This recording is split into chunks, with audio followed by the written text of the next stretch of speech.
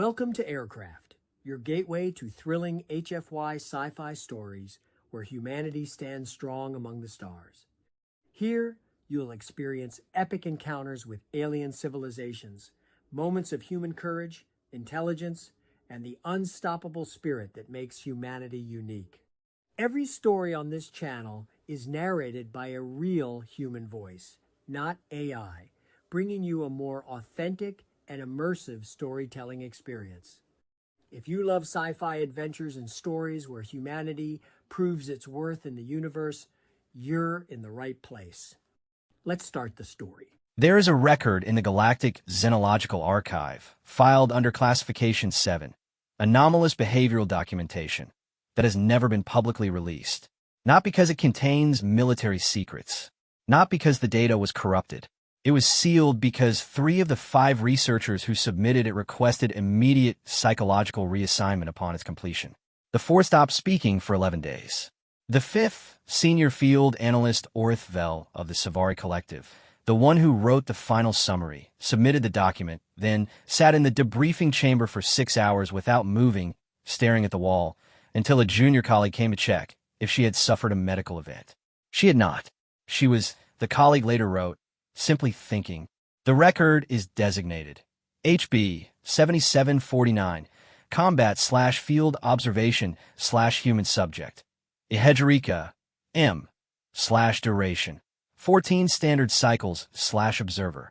Orthel, first grade analyst, Sci-Fi Collective. What follows is not a transcript. It is not a summary. It is Orth Vel's personal account. The one she wrote after the official report, the one she never filed, the one that was found in her personal archive 17 cycles later, and added to the sealed record by archivists who read it and understood, with a certainty that unsettled them, that this document should never have been written, and that it should never have stopped being read. She begins it the way all Sci-Fi begin a record they do not know how to categorize, with the thing they cannot explain. I was told to study humans in combat, she wrote. I was told it would be instructive. I was told I would return with data that would help the collective understand the newest and strangest member of the Galactic Assembly. I wish I had never witnessed it. Not because it was terrible, because it was the most clarifying thing I have ever seen, and I've spent 30 cycles believing that clarity was something I was good at. I was wrong, and so, it seems, was everyone else. Orth Vel had studied 47 species before they assigned her to the humans. She had written monographs on the Drevathi, whose nervous systems experience pain as color and who navigated grief through a complex system of regulated molt cycles. She had spent 8 cycles embedded with the Hurok Warborn, a species that communicated exclusively through subsonic vibration and whose concept of loyalty was so absolute it had no word in their language for betrayal. Not because the concept didn't exist, but because anything capable of betrayal was, by definition, not considered a person. She had cataloged the feeding rituals of the Policene, who digested their food externally, and whose social hierarchies were determined entirely by who could dissolve what. She had done all of this without flinching, without losing sleep, without once feeling that her framework for understanding sapient life had encountered anything it could not, eventually, accommodate. She was considered, within the Sci-Fi Collective, to be among the finest xenological minds of her generation. She processed information in layered taxonomic hierarchies, cross-referencing behavior against evolutionary origin, cultural development against environmental pressure. She was systematic. She was precise. She had, over 3 decades, developed a model for predicting how any given species would behave under duress, what they would protect, what they would sacrifice, where the rational animal would finally choose survival over principle. She was assigned to the humans 8 days before the Keth-Viral incursion reached the outer rim. The timing, her supervisor had said, was unfortunate but unavoidable. The collective needed behavioral data on humanity's military function. The humans had joined the assembly only 14 cycles prior, under circumstances that were still the subject of considerable diplomatic debate. They had arrived unannounced, in ships that should not have been capable of interstellar travel by any engineering standard the Assembly recognized, and had immediately, and without apparent awareness of how strange this was, proceeded to request membership, submit a detailed biological survey of their home system, and offered to help fix a trade dispute that had been deadlocked for 60 cycles. They had resolved the dispute in 11 days. Nobody fully understood how. The collective's political analysts had been studying the transcripts since. But now there was a war. The Keth Veril did not negotiate. They did not request membership in anything. They moved through the outer rim like a thermal event through crystalline lattice. Not out of malice, as far as anyone could determine, but out of a biological imperative so deeply encoded it was essentially indistinguishable from malice in its effects. They consumed. They expanded. They were very good at it. 3 assembly fleets had engaged them in the previous cycle. 2 had retreated with significant losses. 1 had not retreated. The humans had volunteered for the 3rd position. Orith Vel had been aboard the Savari observation vessel, SSV, Methodical Inquiry, for 6 days before she saw the human for the first time. His name was Ehedrika, Senior Specialist Milo Ehedrika, United Earth Defense Corps Combat Engineering Division. He was assigned to the human vessel ISV Constance as part of their forward hull repair contingent, which the collective translator had rendered as the people who fix things while the things are being shot at, a phrase that Orthvel had read twice before deciding it must be an error in translation. She had asked her colleague Petherin to review it. Petherin had reviewed it and confirmed that it was not an error. She had gone back to her data and sat with that for a while. The first time she saw him through the observation feed, he was eating. This would not normally have been noteworthy. But the food he was eating, the ration pack he had torn open with his teeth, with what appeared to be genuine enthusiasm, had been run through the Methodical Inquiry's standard chemical analysis at the beginning of the mission as part of routine data gathering. Orith Vel had the report open in a secondary display. She cross-referenced it now, comparing the chemical composition of his meal against her screen. Capsaicin, present. Concentration, 47,000 Scoville units, which the collective's biology database noted could cause cellular damage to mucous membranes in 17 of the 23 assembly species at concentrations above 5,000 units. Ethanol, trace quantities in the sauce. Sodium, 3 times the amount the Hurock Warborn, the species with the highest salt tolerance the collective had ever documented, could safely process in a single sitting. Ehedrika finished the pack.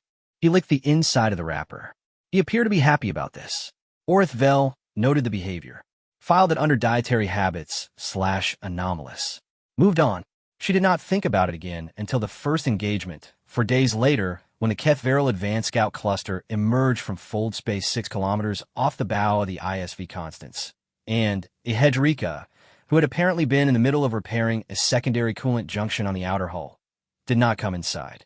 The battle, in Savari tactical terms, should have lasted approximately 40 minutes.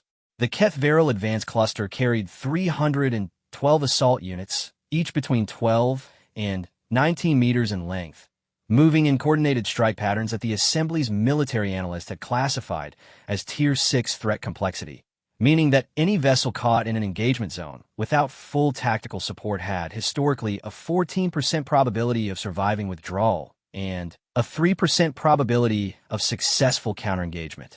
The ISV Constance was caught without full tactical support. Their escort had been pulled off course by a secondary fold space event that nobody, including the humans, had anticipated. Orith Vel watched the tactical display. The math was, as it always was, clarifying. The Constance had 6 functioning turret arrays. The Keth Veril cluster had 312 units. The closure rate was such that the human ship had approximately 9 minutes before full encirclement. She was already composing in her mind the section of her report she would title Circumstances of Loss. On the outer hull, Ehedrika was still working on the coolant junction. He had, according to the Constance's internal comms, which the Methodical Inquiry was monitoring as part of its observation mandate, been informed of the engagement. The exchange had gone like this. Constance Bridge, Ehedrika. Combat condition. Get inside. Ehedrika. How long do I have? Constance Bridge. 9 minutes to encirclement. Get inside now. Ehedrika. I need 4 more minutes on this junction. If it goes, we lose rear thrust vectoring. Constance Bridge. The hull is going to be a combat zone in 4 minutes. Ehedrika. Yeah, I know. 4 minutes. A pause of approximately 3 seconds. Constance Bridge. Make it 3. He made it 3. He also, while he was doing it, Orithvel confirmed this through the external camera feed, watching with a focus she could not entirely explain, began singing. She did not know the song. The collective's acoustic databases did not contain it. It was not fast. It was not aggressive. It sounded like something that belonged in a place with open air and green growing things, not on the outer hull of a warship with 312 Kethveral units closing at speed. The sound carried badly through vacuum, of course. She was reading it through the suit's external mic pickup, reconstructed by the Methodical Inquiry's audio processing systems. But it was there. She confirmed it 3 times because she did not, initially, believe the data. Ihedgerika finished the junction. He came inside 60 seconds before the first Kethveral unit reached engagement range. The battle that followed was not what Orithvel had been trained to expect. She had studied Hurok engagements. She had reviewed Pelusine defensive strategies. She had read every tactical record the collective had compiled on Kethveral combat behavior. She had a model. The model was very good. The humans did not use the model. The first thing they did, the very first thing, was broadcast a noise. Not a signal, not a communication. A specific, dense, percussive sequence of sound that the Constance's communications officer, a woman named Ferreira, transmitted on all open frequencies simultaneously while the turret arrays were still warming. Orithvel ran it through the analysis suite. The suite identified it as music. Specifically, the suite identified it as a rhythmic human music form, characterized by repeated percussive bass patterns and what appeared to be a vocal track process through 17 layers of electronic modulation. The Kethveral, as far as anyone knew, did not have ears. The music served no tactical function. It was, Orithvel would later write in her report, the first time in 30 cycles of xenological work that she had been unable to file something under any existing category. She created a new one. She called it unexplained pre-combat ritual behavior and moved on because the engagement was developing and she had data to collect. The Constance did not fight the way assembly vessels fought. Assembly doctrine, refined over 6,000 cycles of interspecies conflict and codified in the Galactic Military Consensus, was built on a principle the Savari called Vethera, the preservation of the functional. You protected your ship. You protected your crew. You achieved your objective through the minimum expenditure of risk. When the odds shifted past survivable thresholds, you withdrew. This was not cowardice. This was math. The math was consistent across every species in the assembly because the math was always the same. A dead crew achieved nothing, and every rational species had, over the course of its development, figured this out. The Constance did not withdraw. At the 4-minute mark, when 3 Kethveral units breached the Constance's outer defensive perimeter simultaneously, and the tactical display showed encirclement as mathematically inevitable, the human captain, Orithvel, could hear her on the bridge comm, a voice so calm it registered as anomalous on the Methodical Inquiry's bioacoustic sensor, said, "All right, new plan. Ihedgerika, I need you on hull breach control. If they punch through, I need it sealed in under 90 seconds. Understood, said Ihedgerika. He went back to the outer hull. In the middle of the battle, Orithvel watched the external cameras. 1 Kethveral unit, approximately 16 meters, was moving along the Constance's ventral surface, dragging itself across the hull plating with its adhesion appendages, leaving scored marks in the metal. Ihedgerika was on the same surface, 20 meters aft, moving toward the breach position the captain had identified. The two were converging. The camera data was unambiguous about this. Orithvel's secondary sensory membrane, the one her species used primarily for detecting changes in atmospheric pressure, which had repurposed itself over her career as a kind of general-purpose alarm system for situations her higher cognition had not yet caught up with, contracted completely flat against the back of her skull. This was the biological equivalent of a scream. Ihedgerika reached the breach point 11 seconds before the Kethveral unit did. He sealed it. He used a thermal bonding kit and what appeared to be a section of conduit pipe he'd been carrying clipped to his suit. Why he was carrying a section of conduit pipe, the suit's inventory log did not explain, and he sealed a stress fracture in the hull plating that would, according to the Constance's own damage modeling, have depressurized their port's secondary compartment within 6 minutes. The Kethveral unit reached him while he was still finishing the seal. It was by the unit's own behavioral profile, in a contact-consumed state. It pressed 2 adhesion appendages against his suit. Ehedrika hit it with the conduit pipe. He hit 4 times. The 5th strike bent the pipe. He checked the bend, appeared to make a decision about its continued usefulness, and struck twice more with the bent end before the unit disengaged, whether from damage, confusion, or some Keth-Varel process that had no equivalent in assembly documentation, Orithvel could not determine. Ehedrika went back to work on the seal. The conduit pipe was still in his hand. He used it as a brace for the thermal kit. Orithvel's secondary membrane had not unfurled. She was not certain it was going to. The battle lasted 43 minutes. The Constants suffered 11 hull breaches, significant damage to 2 turret arrays, and the complete loss of their starboard docking capability. They destroyed or disabled 47 Keth-Varel units. The remaining cluster withdrew, which, Orithvel noted, was itself without precedent in any tactical record she had reviewed. The Keth-Varel did not withdraw. Their behavioral encoding did not include withdrawal.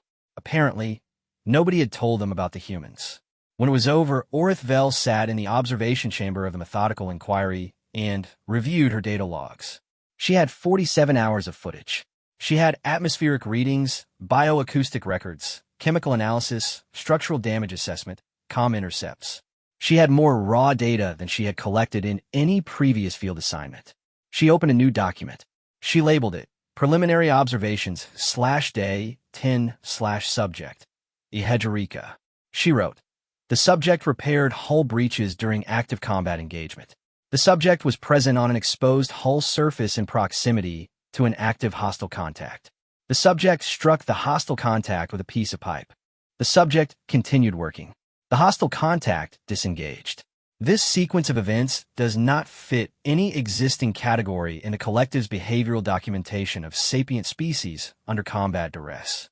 All known species, including the Hurok Warborn, who have the highest documented aggression threshold of any assembly member, operate under the biological imperative to preserve the self during direct threat contact. The subject did not appear to be operating under this imperative. The subject appeared to be operating under a different imperative entirely, and I do not yet have a name for it. She paused. She added, he was still humming when he came back inside. I confirmed this through the suit mic. I do not know what the song means. I have added it to the priority analysis queue. She sat back. She looked at the tactical display, now showing nothing but empty space and a slowly dispersing debris field. She had spent 30 cycles believing she understood, in broad structural terms, how sapient beings worked. The humans had 11 hull breaches, and they won. Her secondary membrane remained contracted for the rest of the night cycle. She did not. She would record later, sleep particularly well, which was unusual. The Savari were efficient sleepers. 8/10 of a standard cycle, precisely. Her body had never deviated from this schedule in 30 years of field work.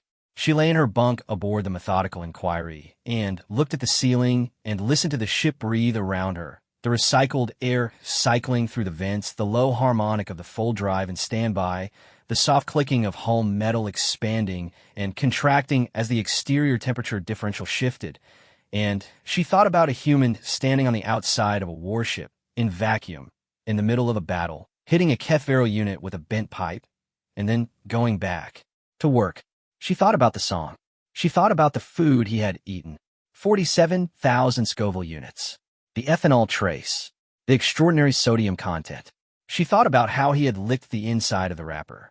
She thought about the word her species had for the specific, measured calm that came from making peace with a situation you could not change. The word was Sevoth. It was one of the oldest words in Savari, carrying the weight of 6,000 years of a species that had learned, slowly and at great cost, that the universe was larger than any individual, and that the rational response to this was a graceful, conscious acceptance. She tried to apply Sevoth to what she had watched Ehedrika do on that hull. It didn't fit. It wasn't acceptance. He hadn't made peace with anything. He had hit a Keth-Varel unit with a pipe and gone back to work, and his hands had been steady, and he had been humming. The Savari did not have a word for that. She was going to need, she suspected, to invent one. Outside the viewport, the debris field from 47 destroyed Keth-Varel units caught the light of the nearest star and glittered very quietly in the dark. Orithvel got up, made herself a cup of the bitter mineral tea her species used to promote cognitive focus, and went back to the observation chamber. She had 47 hours of footage. She was going to need all of it. On the 12th day of her observation assignment, Orithvel made a mistake. She had been reviewing footage, her 38th consecutive hour of it, which her biology was beginning to register as a mild form of protest in the form of elevated cortisol-equivalent compounds and a persistent ache in her upper optical cluster, when she accidentally activated the ISV Constance's open bay audio feed instead of the sealed tactical channel she had been reaching for. The open bay feed broadcast directly from the crew commons of the Constance's engineering deck. She almost switched it off. She reached for the control, and then she heard Ehedrika's voice, and she did not switch it off because he was not talking to anyone in the crew commons. He was talking to what the feed's ambient camera showed to be an empty room, except it was not quite empty. In the corner of the room, on a shelf that appeared to have been constructed from 3 pieces of salvaged conduit clamp to the bulkhead, not a standard feature of assembly warship design, and Orithvel made a note to find out who had built it, though she suspected she already knew. There was a plant. A real plant. Small, in a container that had once been a nutrient paste canister, now punched through with drainage holes and filled with what appeared to be growing medium. The plant was not large. It had 4 leaves. 2 of them were yellowing at the edges in a way that suggested either suboptimal lighting conditions or a soil composition problem. Ehedrika was talking to the plant. "You're doing fine," he said, in the specific tone that Orithvel had cataloged over the past 12 days as his reassurance register. The one he used with crew members who were visibly stressed, or with the junior engineers who sometimes looked at the tactical display during engagements in a way that suggested their biology was correctly interpreting the probability data. "The yellow is just the light spectrum in here. It's not the UV range you want. I put in a request for the grow lamp last week. It's coming." The plant did not respond. Plants, across every biosphere Orithvel had encountered, lacked the neural architecture for response. Ehedrika seemed aware of this. He also did not stop. "Ferreira thinks I'm going to kill you," he said. "She's probably right. I've killed 3 basil plants in the last 2 years. But I told her this one's different. You've already made it through 2 hyperspace transits and a firefight, which is better than most of my houseplants have managed." A pause. He adjusted the position of the canister slightly, tilting it toward the nearest light panel. "I think that counts for something." Orithvel sat very still. The collective xenological database had 12 entries under the header human/bonding behaviors/non-sentient organisms. She had read them. They documented, in clinical terms, the well-established human tendency to form emotional attachments to animals, a behavior traceable, per the database, to their evolutionary history as social hunters who had domesticated other species as working partners and, then, apparently, forgotten to stop.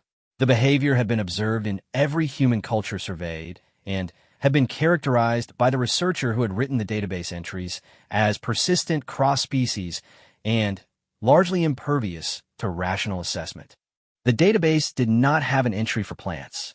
Orithvel opened a new subdocument in her field notes and titled it Bonding Behaviors/Extension/Non-Animal Organisms. She sat with that for a moment. Then, she opened the entry and wrote, "The subject maintains an emotional relationship with a small vascular plant that he has transported from Earth and installed in his quarters using salvage materials. He speaks to it. The plant cannot hear. The subject is aware that the plant cannot hear. He speaks to it anyway. I have reviewed the audio 3 times, and I cannot determine whether this represents a form of self-comfort through externalized address, a ritualized acknowledgement of the living thing's existence, or something for which I do not yet have a framework. I have added this to the priority review queue alongside the song." She paused. She added, "The plant has survived 2 hyperspace transits and a firefight.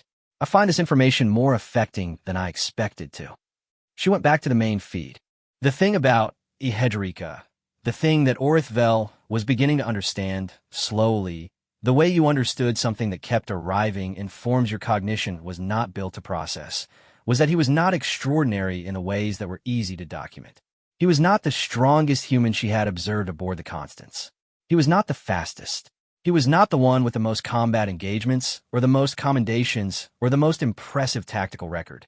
He was, by the metrics the collective used to assess military personnel, a mid-ranking specialist with a solid competence record and no particular distinction.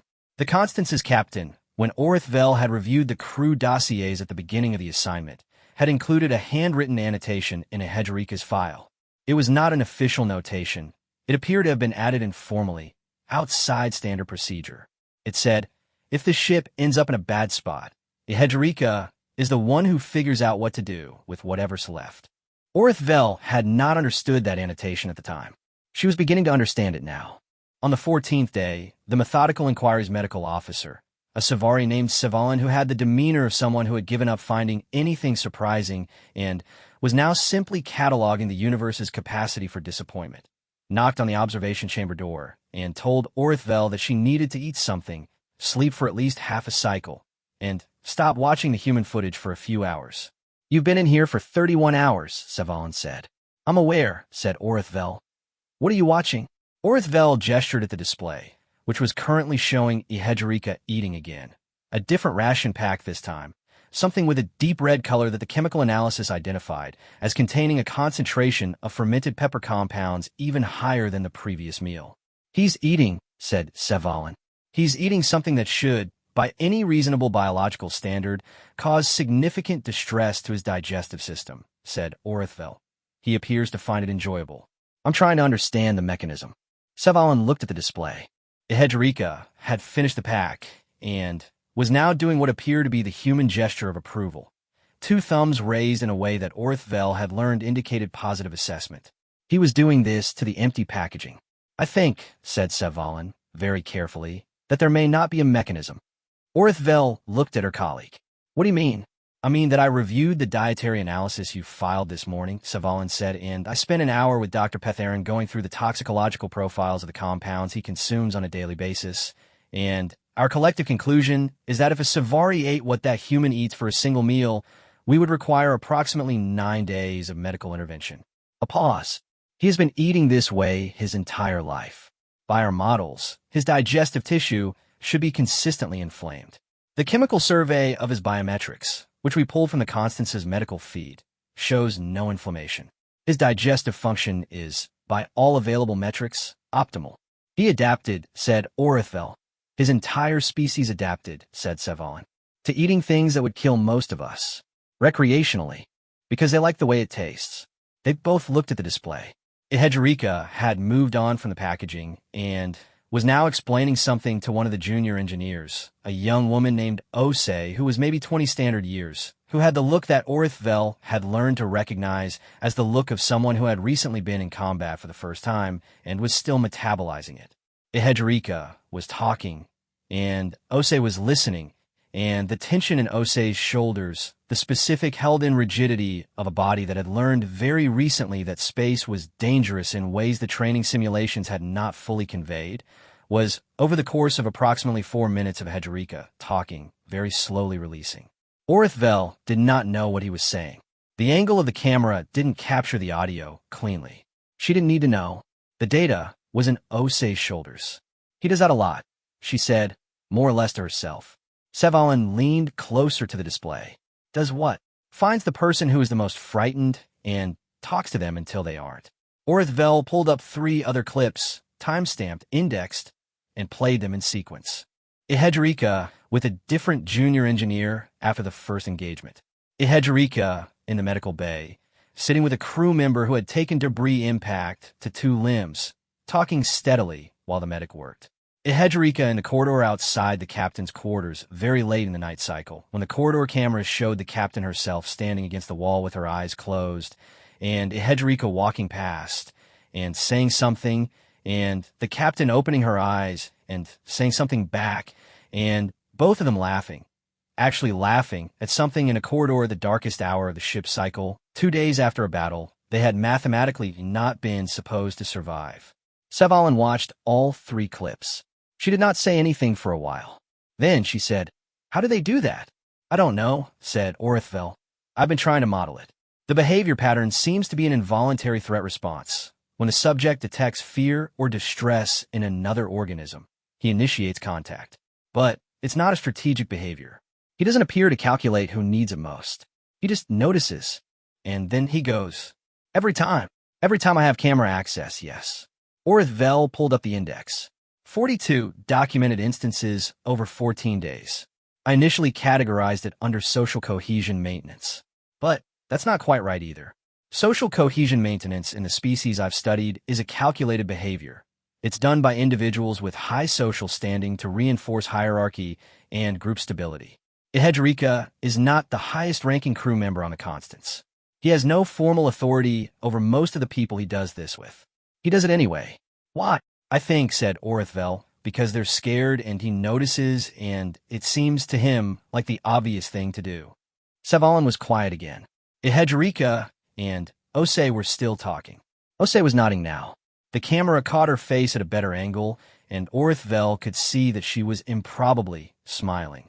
Not the bright, automatic smile of a face performing reassurance. The smaller, slower one that came from somewhere more internal. The Hurok have a concept, Orithvel said, called Vithuris, obligation of the strong to the afraid. It's formalized. Ritual. The strongest warrior in a unit is culturally required to spend the period before a battle in direct communication with the most frightened as a way of transferring what they call weight of experience. It's considered a high honor to perform and a necessity of function. And Ihedrika doesn't have a ritual. He just does it, with a plant as well as people. With a junior engineer who's 20 cycles old. With the captain. With the Keth Vero unit he hit with a pipe, and then I have reviewed this footage 11 times to be certain. With the Keth Vero unit he then checked to see if it was still functioning before he went back inside. She pulled up the clip. Sevalin's secondary membrane contracted. The clip was brief. The exterior camera caught it in 17 seconds. After the fourth strike with the pipe, the Keth Vero unit had ceased active movement. Ihedrika had looked at it for approximately 3 seconds, not at the ship, not at the breach he'd been sealing at the unit, and his suit camera had caught the movement of his helmet as he looked it over in a way that read, even through the suit and across the species barrier, as checking on something. Then, he went back to the breach. It tried to kill him, said Sevalin. Yes, said Orithvel. And he checked to see if it was all right. I believe so, yes. Sevalin stood in the doorway of the observation chamber for a long moment. Orithvel, she said finally. Yes. What are we documenting? Orithvel looked at her 47 hours of footage. At the plant on the shelf, made of conduit. At the scuff mark on the boot she had noticed in the first frame of footage and still found her attention returning to in the moments when the larger data was too much to process directly. 7 scratches and an 8th and the 9th one deeper than the rest. I don't know yet, she said. But I think the categories are wrong. Which categories? All of them. She leaned back. Outside the methodical inquiry's viewport, the ISV Constance was running on reduced lighting. Night cycle, its hull scarred in 11 places glinting. The collective's entire framework for understanding sapient life under duress is built on the assumption that rational beings optimize for survival. They protect the self. They protect the unit. They calculate risk. They withdraw from unwinnable positions. She gestured at the display. Ihedrika optimizes for everything except himself. He goes back in a vacuum during a battle because the ship needs him. He talks to frightened people because they need him. He talks to a plant because she paused, I think because the plant needs him, or he believes it does, or the distinction doesn't matter to him. A long pause. The framework assumes that a rational being, under sufficient duress, will choose itself. He chooses whatever is in front of him that needs choosing. Sevalin said, that sounds like it would get you killed. It should, said Orithvel. And yet. She pulled up the battle footage. 312 Keth Vero units. 14% probability of withdrawal. 3% of successful counter-engagement. The debris field, drifting. Eat something, said Sevalin. Orithvel nodded. She did not move. Later, after she had, in fact, eaten and slept and returned to the observation chamber, she would find that the Constance had sent over a data packet as part of the ongoing observational liaison protocol. Standard stuff. Crew biometrics, ship status, mission logs. And, appended at the bottom, apparently by accident, a small audio file labeled in the human crew's archival system as /personal_/music/4 bad days. She ran it through the translation suite. The translation suite confirmed it as music. It also confirmed it as the same song, the same melody, that a Hedgerika had been humming on the hull during the battle. Orith Vel listened to it twice. She did not add it to the clinical report. She saved it to her personal archive instead. She would listen to it again later, she thought. Later, when she had a framework for it. Later, when she had the right category. Later never came, in the way she meant. But she listened to it again anyway. More than once. In her bunk in the observation chamber, during the long stretches of deep space transit between engagements when there was nothing on the tactical display and nothing to catalog and the universe was just dark and enormous and quiet. The song had no tactical value. She could not stop listening to it. The second major engagement came on the 21st day. Orith Vel was ready for it in the sense that she had her recording systems active, her analysis suite running, and the documentation protocols in order. She was not ready for it in any other sense. The Keth Varel did not send an advanced scout cluster this time. They sent the primary consumption wave. The Assembly's tactical database described the consumption wave in terms that Orith Vel had always read as appropriately dramatic but had never encountered directly. A coordinated deployment of between 800 and 1,200 active units in a spherical enclosure pattern, designed to eliminate the possibility of withdrawal before engagement began. The wave had not been deployed against Assembly forces in the previous 400 cycles, not since the Pelusine-Varel boundary wars, when it had reduced 3 inhabited systems to debris fields within the span of 11 months. The tactical alert registered on the methodical inquiry at the 4th hour of the ship's morning cycle. Orith Vel was already awake. She had been awake for 2 hours, sitting in the observation chamber, watching nothing in particular, or rather, watching the ISV Constance's external hull, which was still waiting, glinting faintly in the light of a star that was 200 million kilometers away and therefore not providing much light, and thinking about categories. She had been doing a great deal of thinking about categories. The fold space signatures registered at 417.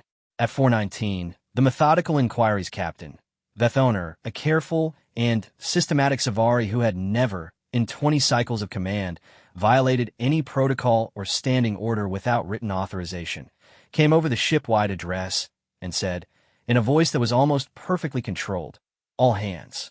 The tactical situation has changed. We are activating emergency full drive protocols. We will be leaving the operational zone." Orith Vel's hand was already on the comm to the Constance before Vethoner had finished the sentence. ISV Constance, this is Observer Orith Vel aboard the methodical inquiry. Are you receiving the fold space data? The voice that answered was not the captain's. It was a Hedgerika's, which meant, Orith Vel processed in a fraction of a second, that a Hedgerika was on the bridge, which was not where a combat engineering specialist ordinarily operated from. We're receiving it, he said. The methodical inquiry is initiating emergency withdrawal. What is the Constance's status? A short silence. In the background of the comm feed, she could hear the bridge sounds of the Constance, the alert tones cycling, voices, the specific high-pitched harmonic of a ship's fold drive being spun up under urgency protocols. Our fold drive took some damage in the last engagement, said a Hedgerika. We've been working on it. It needs another 4 hours of calibration before it's safe to use at full power. Can you use it reduced power? We can try, he said, and the way he said it, flat, completely without inflection, the same tone he used when he told the plan it was going to be fine, told her more than the words did. Or we can stay and hold the line while you and the other observers get clear. There are 947 Kethveral units in the incoming formation, said Orith Vel. I know, said a Hedgerika. The survival probability, I know, he said again. The methodical inquiry's full drive was warming. She could feel it in the hull, the low, specific vibration that meant the ship was preparing to leave. On the tactical display, the Kethveral formation was unfolding from fold space like something vast opening its eyes. The sphere was not complete yet.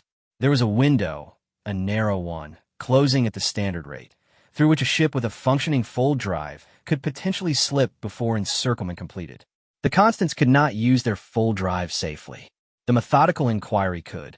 Orith Vel sat in the observation chamber and looked at the tactical display and experienced something she did not have a word for. Not in Savari, not in standard, not in any of the 12 languages she could operate in with functional fluency.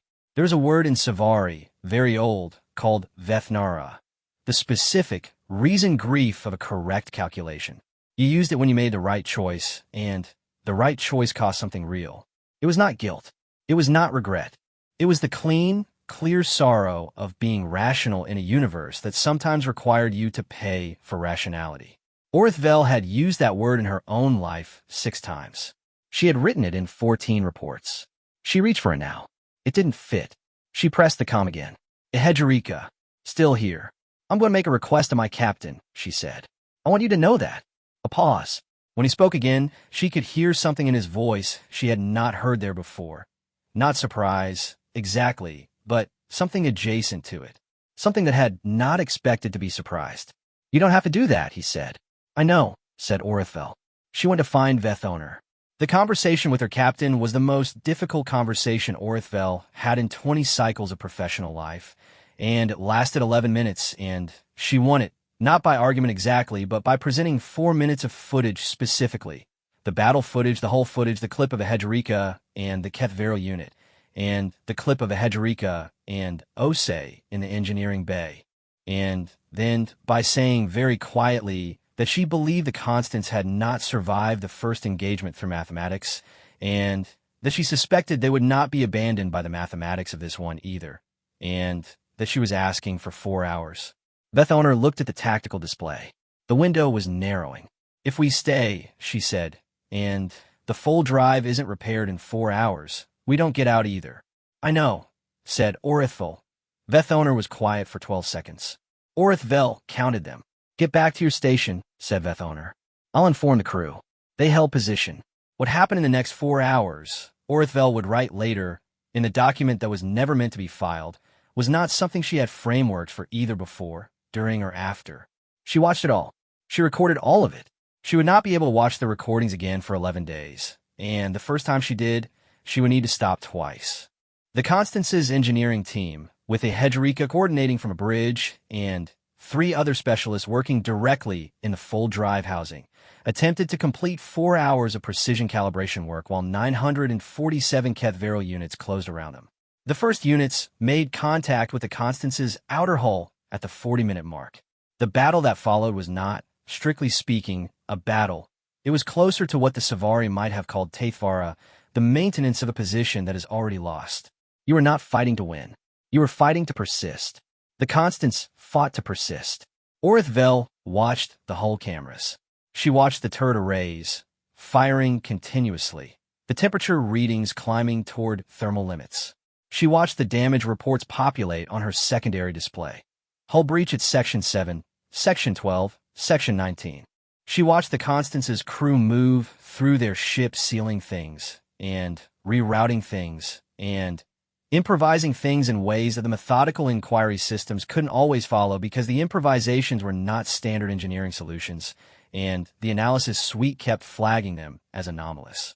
Ehedgerika was everywhere. Not physically, he was on the bridge, coordinating, but his voice was everywhere on every channel she was monitoring, steady and continuous and completely unhurried in a way that her bioacoustic analysis flagged repeatedly as statistically inconsistent with the physiological stress indicators his biometrics were showing. His heart rate, according to the medical feed, was elevated. His cortisol equivalents were at high stress levels. His hands, she could see them on the bridge camera, were not shaking. He was also, she noticed at the 2-hour mark, humming. Not loudly, not consciously, she thought. It had the quality of something that happened beneath deliberate control. The same song. The one she had saved to her personal archive. At 2 hours and 14 minutes, Section 23 of the Constance's hull failed catastrophically.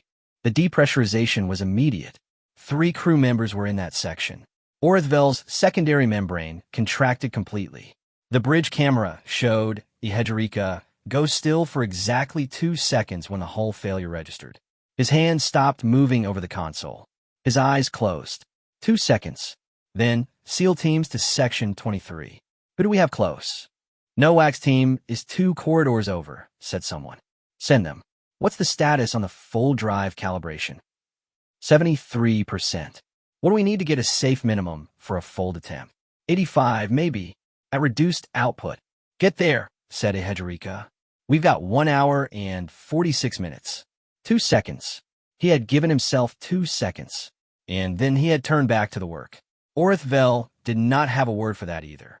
She found herself, and this was not, she would write later, a conscious decision or a decision at all in any sense she recognized.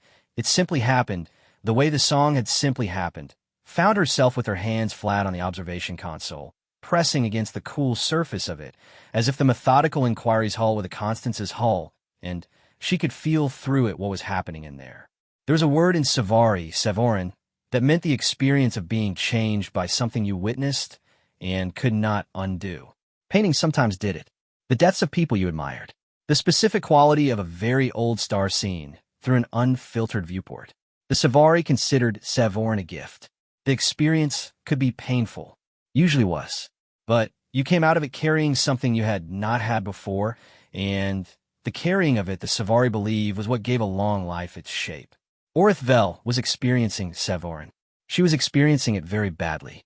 At 3 hours and 51 minutes, the full drive calibration reached 86%.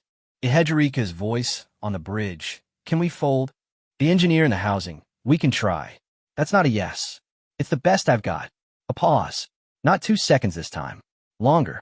Orithvel could see him on the bridge camera, standing at the console, both hands on the edge of it, looking at the tactical display where 947 Cavalry units surrounded them like a closing fist. Prep the fold, he said. Coordinates? Same as the inquiry. Get us to the rally point. Then he did something that she did spend a great deal of time afterward trying to understand. He crossed the bridge to the corner where, strapped to the wall with a length of cargo netting someone had repurposed as a shock bracket, the plant sat in its canister made from a nutrient paste container. He checked it. He tilted it slightly toward the nearest functioning light panel. He said something that the bridge microphones were not close enough to capture clearly. The audio reconstruction would later produce a 73% confidence transcription of, "We're going now. Hang on." And then he went back to the console and ordered the fold. It worked. Not cleanly.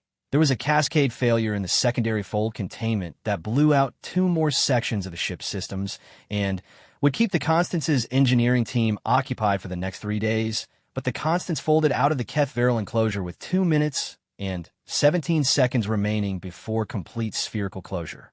They emerged at the rally point 11 seconds after the methodical inquiry. Orithvel, who had not moved from the observation console for 4 hours, sat in her chair and looked at the ISV Constance on the tactical display, battered, dark in 4 sections, 1 turret array completely gone, full drive running rough on a backup coupling, and did not write anything for a long time. When she finally opened her documentation, she did not open a new field observation log. She opened a personal document. She had never written a personal document in the field before. "I do not know," she wrote, "how to categorize what I have observed. I have been a xenological analyst for 30 cycles. I have studied 48 species. I have built frameworks and models and taxonomies that have been taught in collective institutions and cited in assembly policy documents and used in the training of 43 analysts who are currently serving in the field. None of my frameworks work here. Not because the data is insufficient. There is more than enough data. The data is, if anything, excessive. I have more hours of footage, more biometric readings, more audio records, more chemical analyses than I have ever compiled on any subject in my career. The frameworks don't work because they were built on an assumption that I did not know I was making. That rational sapient beings, under extreme duress, would eventually reveal the thing they cared about most, and that the thing they cared about most would be themselves, or their genetic line, or their unit, or their species. The framework allowed for variation in how wide the circle of care was drawn.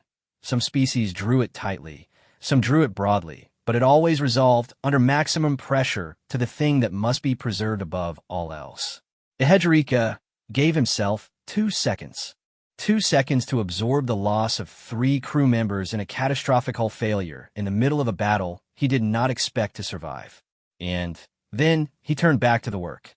I have been trying to understand what he was preserving. If it was not himself, what was it? The ship? The crew? The remaining crew? The triage calculation? The rational math of keeping the most alive. I watched him talk to a plant. I watched him check on a Keth Viral unit he had just hit with a pipe. I watched him talk a 20-year-old engineer down from the specific terror of someone who has recently learned that death is real and nearby and not particularly interested in their plans. I watched him sing on the outside of ship that was in a battle. I watched him use 2 seconds and then turn back. I think the thing he is preserving is not a thing. I think it is a practice. The practice of continuing to be present for whatever is in front of him that needs him. The plant, the frightened engineer, the enemy unit, the hull breach, the full drive calibration, the captain in the corridor at the dark hour. All of it sequentially, without hierarchy, without strategic calculation. Just, here's a thing that needs attention, so I will give it attention, and then here's the next thing. The Savari do not have a word for this. I have checked. Not just Savari, I have checked Standard and Drevithi and the 3 Hurok dialects I can access, and the Pelusine ideographic system, and the composite assembly lexicon that was compiled across a 67-member species over 400 cycles of cooperative documentation. Nobody has a word for it, because I think nobody else does it. The humans do it. Not just Ihedrika. I have been reviewing crew records, mission logs, historical documentation since the humans joined the assembly 14 cycles ago. They do it consistently across cultures, across individual personalities, across different levels of crisis. The degree varies. The application varies. But the underlying, I want to say instinct, and I keep rejecting the word because instinct implies it is unconscious, and I have watched a Hedgerika make active, deliberate choices in the same direction over and over, and they're not unconscious. The underlying orientation does not vary. They turn toward. That is all I can call it. Not toward safety, not toward advantage, not toward survival, toward whatever needs turning toward. This is the part of the document that I would never include in any official report because it cannot be substantiated by any instrument the collective operates. It is the most functional, irrational thing I have ever observed. It should not work. The math says it should not work. A species that expends itself on every wounded thing it encounters, that refuses to optimize for survival, that gives 2 seconds and then returns to the work, that species should not have made it off their planet. The evolutionary logic does not support it. They are here. They won. Not just today, against the Keth Viral. They have been winning in this specific way for as long as their historical record exists. Not always easily. Not always cleanly. Not without cost. But they persist. They persist in a direction, not just through inertia. They persist toward something, and the thing they persist toward keeps changing shape, but the direction never does. I wish I had never witnessed it. I wrote that at the beginning of this document because it was what I felt in the first moment before I had words for anything. I understand it now. I wish I had never witnessed it because now I carry it with me. The way Sevorin works, the way anything that changes you works once it has changed you. I cannot unknow it. I cannot rebuild the framework that existed before. I cannot look at the collective's taxonomies of sapient life and see them as complete because I know there's something in them that is missing, that was always missing, that I only found because I spent 21 days watching a man repair a ship that was being shot at and talk to his plant and give himself 2 seconds and turn back to the work. I wish I had never witnessed it. I'm going to spend the rest of my career trying to describe it. I'm going to fail. I'm going to try anyway, which I think is the most human thing I have ever done. She closed the document. Outside the viewport, the ISV Constance held position at the rally point, battered and dark in places, its hull reading 11 patch jobs in the thermal imaging. One of the running lights on the starboard side was blinking in a rhythm that suggested a loose connection. Not a fault exactly, just something slightly out of sync, something that needed attention and would get it because on that ship there was always someone who would notice and take care of it. In between everything else, between the battles and the fear and the fold drives and the fold space and the enormous indifferent dark. Orithvel sat in the observation chamber. She opened her personal archive. She played the song. She had eventually determined a very old human song. The translation suite had dated it to what the humans called the 20th century, ancient by any spacefaring standard from before they had even reached their own moon. It was about being tired. About the weight of a long road. About getting up anyway. The plant, the Constance's internal camera showed, was still alive. Orithvel listened to the song. She did not have a word for what she was doing. She did it anyway.